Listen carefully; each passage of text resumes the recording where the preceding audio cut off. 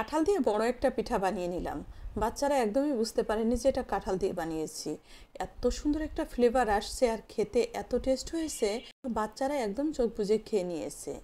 আপনারা কিন্তু যে কোনো সময় কাঁঠাল দিয়ে এই পিঠাটা তৈরি করতে পারেন। আর পিঠাটা তৈরি করার জন্য প্রথমে আপনি শেয়ার করে রেখে দিবেন আপনার টাইম লাইনে, যাতে খুব সহজে দেখে এই পিঠাটা তৈরি করতে পারেন। যেমন হেলদি, তেমন কালারফুল, তেমন ফ্লেভারফুল, অসম্ভব মজার। অবশ্যই বাসায় ট্রাই করবেন। পিঠা তৈরি করার জন্য আমি প্রথমে নিয়েছি কাঁঠাল। আর এখানে দেখেন, এই যে কাঁঠালগুলো নিয়েছি, এটা না ঈদের ভিতরে দেশ থেকে এই কাঁঠাল পাঠিয়েছিল। কাঁঠালটা পেকে যাওয়ার কারণে ভেঙে বিচি ফেলে দিয়ে আমি এই কোয়াগুলো একটা বক্সে করে রেখে দিয়েছিলাম। চিন্তা করলাম আজকে পিঠাটা বানাবো। বের করে নিয়েছি, আইস ছেড়ে দেওয়ার পরে এরকম নরম, একদম নরম সফট হয়ে গেছে কোয়াগুলো। এখন হাত দিয়ে এভাবে চটকে চটকে দেখেন রসটা বের করে নিলাম। আর কী পরিমাণ আঁশ বের হয়েছে দেখছেন। এই আঁশটা ফেলে দিয়ে এখন পরবর্তীতে এটাকে ভালো করে সেঁকে নিব, যার কারণে একটা স্ট্রেনার নিয়েছি আর কাঁঠালের রসগুলো ঢেলে দিলাম। এখন ভালো করে এটাকে সেঁকে নিব, একটা চামচ দিয়ে এভাবে নাড়াচাড়া দিয়ে, যাতে খুব ভালোভাবে রসটা বের হয়ে যায় খুব সহজে। আপনি ভাবতে পারবেন না যে কাঁঠাল দিয়ে এত মজার, এত সহজে, এত সুস্বাদু একটা পিঠা তৈরি করা যায়। তাও আবার চালের গুঁড়া ছাড়া, আটা ময়দা ছাড়া তৈরি করেছি।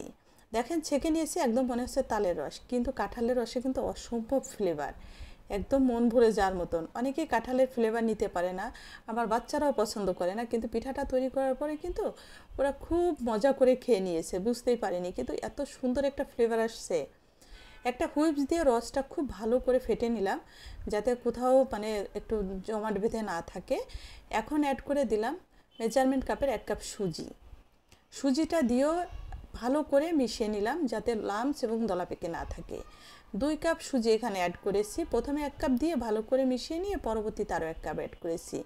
2 কাপ একসঙ্গে দিলে হয়তো বা ভিতরে লাম্পস থেকে যেতে পারে, যার কারণে পরবর্তীতে লাম্পস থাকলে তো এটা স্মুথ সফট হবে না, যার জন্য 2 স্টেপে দিয়ে ভালো করে মিশিয়ে এখন অ্যাড করে দিলাম মেজারমেন্ট কাপের 1.25 কাপ চিনি।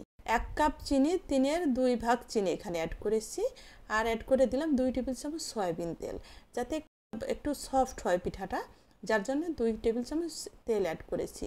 চিনি তেল দিয়ে খুব ভালো করে মিশিয়ে এই পর্যায়ে যখন একদম স্মুথ একটা ব্যাটার তৈরি হয়েছে, অ্যাড করে দিলাম 1 চা চামচ বেকিং পাউডার এবং 1 চা চামচ বেকিং সোডা দিয়ে খুব ভালো করে মিশিয়ে সামান্য একটু ফুড কালার অ্যাড করেছি। এটা চাইলে আপনারা স্কিপ করতে পারেন। দেখেন সুন্দর একটা কালার আসছে, অরেঞ্জ যে ফুড কালারটা না, মানে কাঁঠালের যে ডিপ কালারটা, যাতে সেরকম আমার পিঠাটার কালার আসে। অ্যাড করে পরবর্তী স্টেপে চলে আসলাম। একটা মোল্ড নিয়ে এসে যে এখানে একটা বাটি, দেখেন এটা পুডিং সেট করি আমরা যে বাটিটা, ওই বাটিটা সামান্য একটু তেল হাত দিয়ে মাখিয়ে এখন অর্ধেকটা বেটার এটার ভিতরে দিয়ে কিছু কাঠবাদাম খোসা ছাড়িয়ে 2 ভাগ করে উপরে দিয়ে দিলাম। আগে থেকে পানি গরম করে রেখেছি, ভিতরে একটা স্ট্রেনার বসিয়ে দিয়েছি। চুলাটা অফ করে বাটিটা বসিয়ে দিলাম। চুলা পানি ফুটান্ত অবস্থায় দিলে তো হাত পুড়ে যাবে, তাই না? যার কারণে চুলাটা অফ করে বাটিটা বসিয়ে দিয়ে একদম টানা 40 মিনিট আমি এটাকে কুক করে নিয়েছি।